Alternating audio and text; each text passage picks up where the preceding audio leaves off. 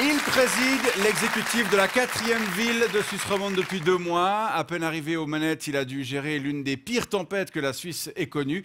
Élu PLR dans l'un des bastions de la gauche, architecte de formation et artisan de l'inscription de sa ville, La Chaux-de-Fonds, au patrimoine mondial de l'UNESCO. Merci d'accueillir Jean-Daniel Jeanneret.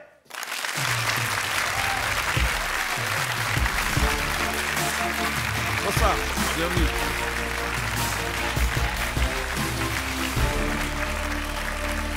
Bonsoir et merci d'avoir accepté notre invitation. Comment ça va? Bah ça va.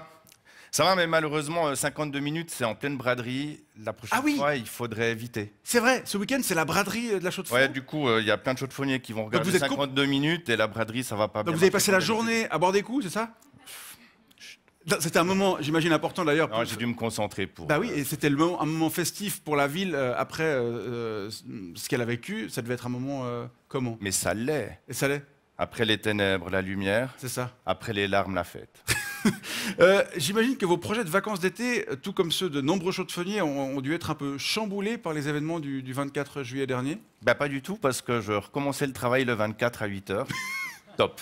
C'était le premier jour de rentrée. C'était bien organisé. Vous êtes parti où en vacances? C'était sympa? Ouais, j'étais au bord du lac de Neuchâtel, c'était bien. Ah, vous êtes allé super loin. Ouais, non, bah, j'aime l'exotisme. On va continuer à parler du C'était dans le canton de Vaud. Hein. Oui, ah, bon, du lac de Neuchâtel. Ah, de l'autre côté, oui, d'accord. Oui, tout à fait. Le lac de Neuchâtel va... Oui, je suis au courant. C'est pas comme le lac de Genève. Tout à fait. Oula. Bon, il y a principalement des Genevois ce soir ici, donc ça va. Mais de l'autre côté du poste, ça doit un tout petit peu gueuler. On va parler du cataclysme qui a touché votre ville et ses conséquences, mais juste avant, on découvre votre portrait. Il est signé Aurélie Cuta. Ah non, ça c'est celui qui annonce la météo. Nous, on reçoit celui qui l'a subi, Jean-Daniel Jeanneret. Normalement, l'été, pour un élu, c'est pas le gros stress. Le plus gros boulot, c'est de se souvenir de son mot de passe d'ordi jusqu'à la rentrée. Mais pour lui, cet été est cata. Depuis ce matin du 24 juillet, où le temps semble s'être arrêté à la Chaux-de-Fonds.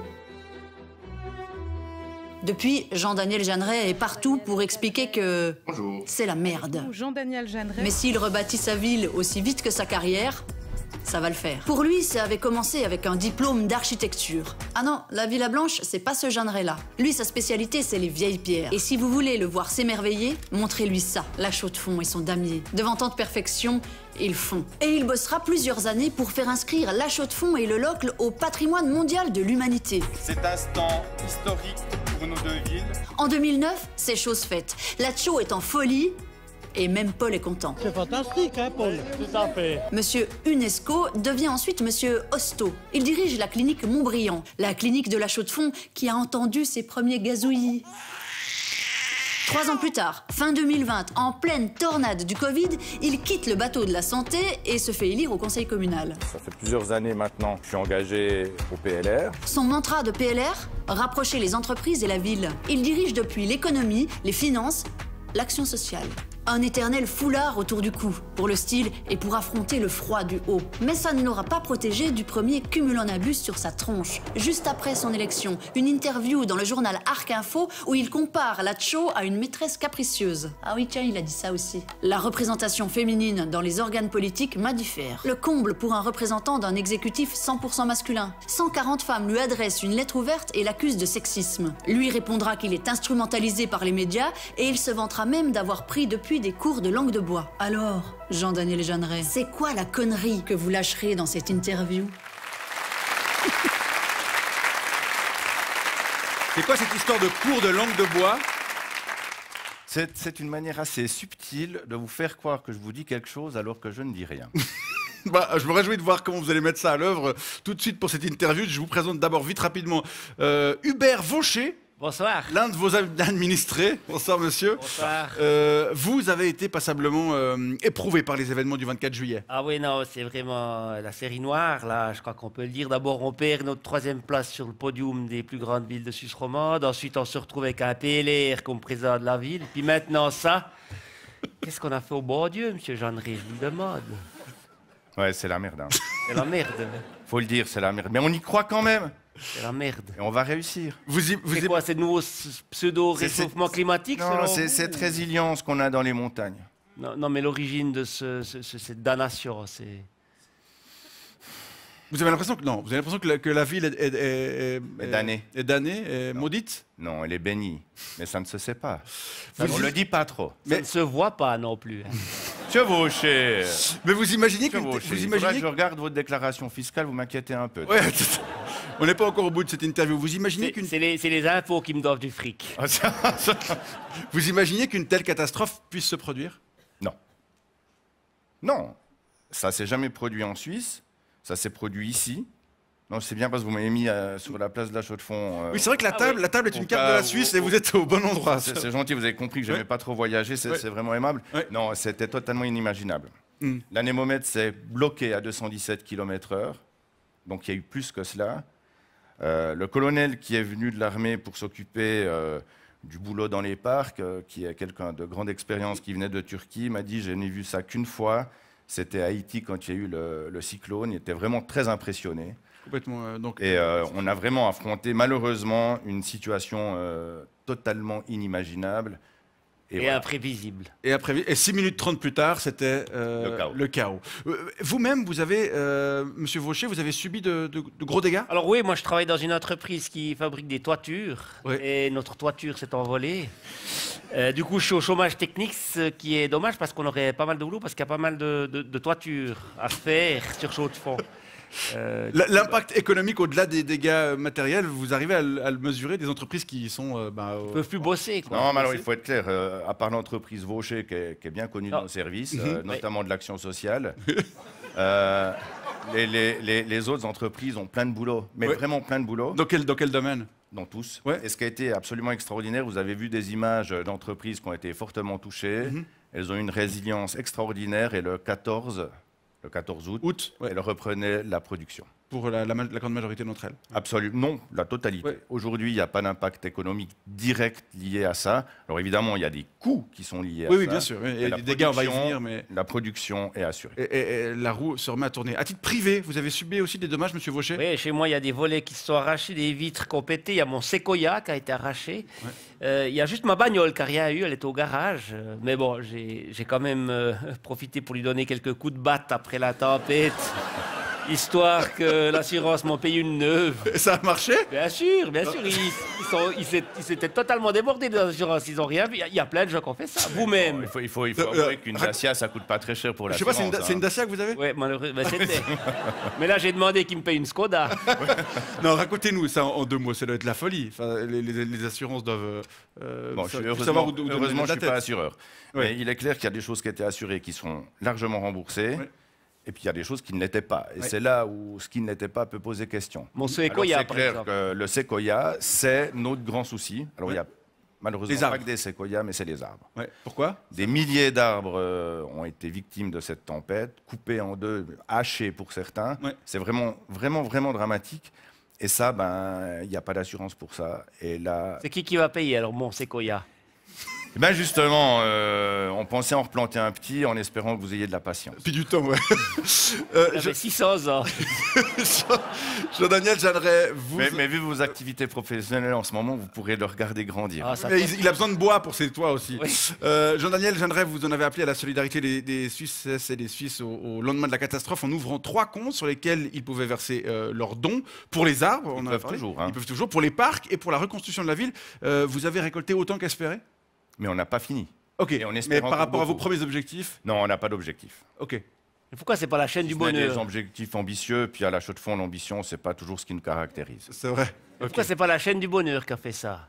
Mais la chaîne du bonheur, elle donne de l'aide aux malheureux. Oui, mais on est aussi malheureux qu'en Haïti ou qu'en Ukraine. Au séquoia. On fait aussi. Vous avez parlé d'Haïti. Vous êtes une vieille branche, certes, mais la chaîne du bonheur, elle fait rien pour alors ça. Vous, alors Non mais on fait aussi pitié avec des Haïtiens, vous l'avez dit tout à l'heure. Pourquoi c'est pas à nous qu'on a touché la thune? 15-10 000, 15 000-6 ou je sais pas quoi. Mention Chaux-de-Fonds. Bon, vous aurez compris que M. Vaucher a besoin de thunes. Oui. Non, mais Skoda. La chaîne du bonheur, non, c'est bon, elle est toute neuve, il le disait. La chaîne du bonheur, parlons-en, elle a versé que 200 000 francs à la ville. Vous comprenez la polémique que ce don assez modeste a pu susciter? Non, elle n'a pas donné ça à la ville, elle a mis ça à disposition. La chaîne du bonheur. La chaîne du bonheur, hein, pour aller en aide à des personnes qui seraient dans de grandes difficultés humanitaires. Et Séquoia, ça compte pas. Non, Non, pour les gens, les c'est vieilles pour- branches non plus. Ouais. Et ces 200 000 francs sont un premier versement. On verra ce que ça donne. Ouais. Il ne faut pas oublier que l'expérience de Gondo a été une expérience à la fois heureuse et malheureuse. Dans le fait heureuse, ils ont récolté des sommes énormes, Ouais. mais finalement, par rapport aux règles qu'ils ont pour redonner les fonds, ils en ont donné finalement très très peu, même si les Valaisans sont souvent assez forts pour toucher des subventions. Oui, ça c'est vous qui le dites. Oula On va rester Oula dans le canton de ça Neuchâtel. balance.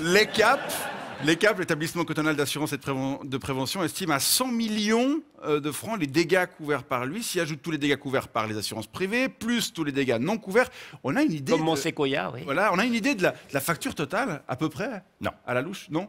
Mais Non, mais ça sera en plusieurs centaines de millions. C'est effectivement, il faut quand même voir que plus de 60% des immeubles ont été touchés. Alors il y en a qui sont quelques-uns qui sont totalement inhabitables, il y en a quelques autres qui ont eu quelques tuiles bougées ou arrachées. Ouais. Puis alors bon, évidemment, il y a les toits qui ont été faits par des entreprises Comme que Vaucher, je Vaucher nommerai Construction. pas par discrétion, mais qui Heureusement, se sont envolés tout naturellement. heureusement que par ailleurs, il n'y avait aucun investissement à faire à la Tcho et que les finances étaient parfaitement saines. Hein. Absolument. Et d'ailleurs, c'est ce que je vais vous dire, je ne devrais pas le dire, mais allez-y, allez-y, mon profitez-en. premier souci le 24 juillet, c'est en parcourant très rapidement la ville avant d'aller au PC de crise, c'est d'aller voir la patinoire si elle était encore debout. Et alors? Elle était debout. Tant mieux, on va Merde rester. alors. Ah non, mais parce que l'assurance aurait pu en payer une neuve. Ah, parce qu'elle est vraiment vieille. Ah, elle est pourrie. Ah, Hein. elle est- Non, Il peut pas dire ça. Mais, Allez, Jo Daniel, il bien avoir un truc qui pète. c'est Donc, bien. Jo Daniel. Allez-y rapidement. on aurait échangé Votre- son séquoia contre la patinoire. Ok. On vous propose maintenant de prendre Même valeur. quelques questions de téléspectateurs. Elles ont été laissées pour vous sur notre répondeur.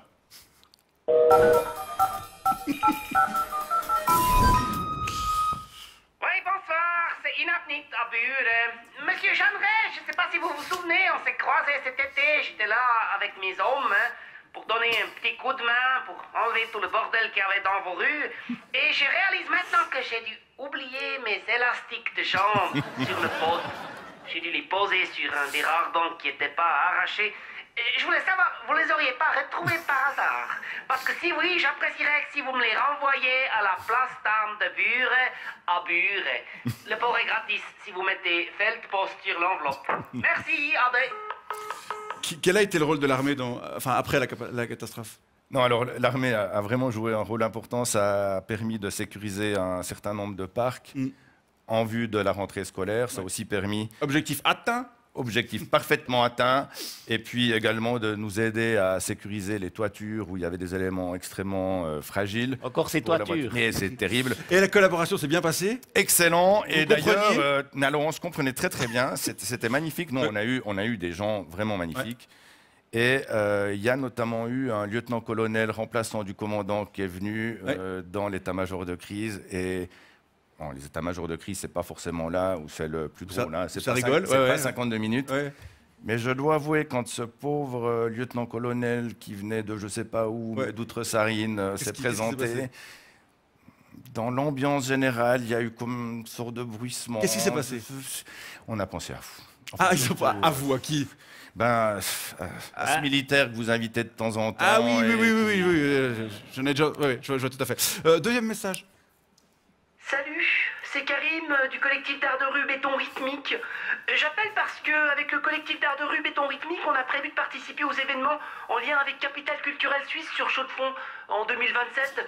Et je voulais savoir si la ville serait réparée d'ici là ou si on allait de nouveau devoir repartir bredouille avec nos échasses et notre roue de hamster géante, comme ça a été le cas cet été à la plage des Six Pompes.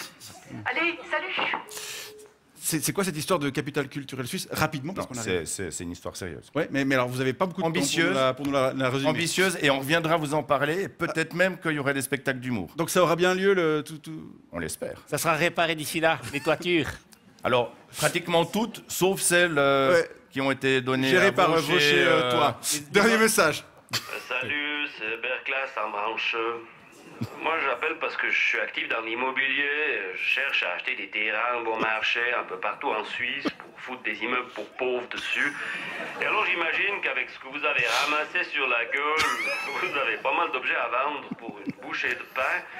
Et alors, je voulais savoir si c'était bien le cas et si oui, si vous preniez l'American Express et collectionnez les miles. Allez, ciao. La catastrophe, elle a eu un impact sur le marché immobilier? Pas encore. Mais peut-être. Vous pensez pas que ça va accélérer l'exode massif des chaudes-fonniers qui cherchent un territoire plus hospitalier? Ça me permettra peut-être de faire des affaires immobilières. C'est la fin de cette séquence répondeur. Oui, on peut, oui, tout à fait. On peut applaudir. Le public fait ce qu'il veut ce soir sur ce plateau. Jean-Daniel Jeanneret, on arrive au terme de cette émission. Juste avant de nous quitter, qu'est-ce qu'on peut vous souhaiter pour ces prochains mois? Un peu de repos. Un peu de repos, eh ben c'est tout ce qu'on vous souhaite. Merci beaucoup. Monsieur Vauchier, vous, on peut vous souhaiter quoi? Ben, des belles toitures. Des belles toitures, Puis de belles retrouver affaires. un séquoia. Très bien, merci beaucoup à vous deux d'être venus nous voir. Et bon retour à la show.